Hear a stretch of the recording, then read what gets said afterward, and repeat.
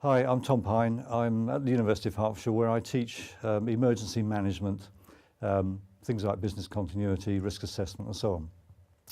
I've only been here a relatively short time. Most of my career has been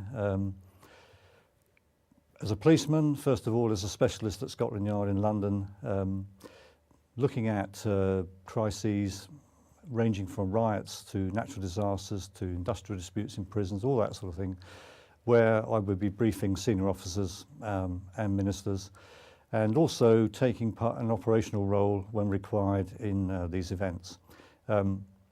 Work closely with leaders, real leaders, people who had to make very, very difficult decisions, and that has influenced the way I feel about leadership now. So I've developed a model for crisis leadership, which is an area I'm now researching. And the model is based on three basic things. First of all, and most important of all, is integrity.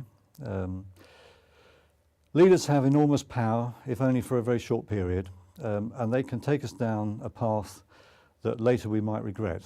And that path may be based on a false premise anyway. So we do require integrity, and they need to be tested for this.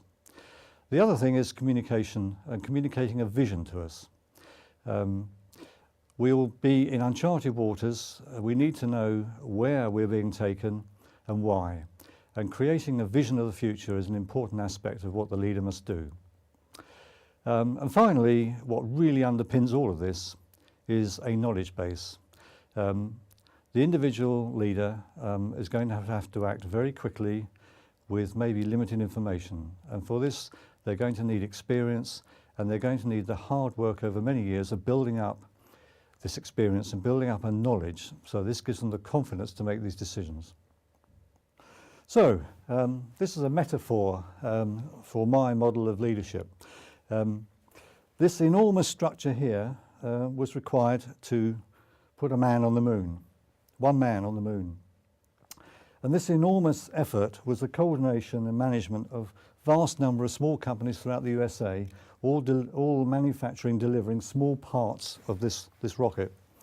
For that rocket to go into space, somebody had to have the vision that this is what was needed. That vision that was sold to the American people and the rest of the world was one of space flight, space exploration. But with hindsight, we know pretty well that it was to do with the arms race. But the important thing is it did achieve its purpose. But the interesting thing is that the tiny little bit that goes on top, which is the capsule that came back to Earth with the 4 people in it, is so small compared with the rest of that effort. This is the incident command, if you like.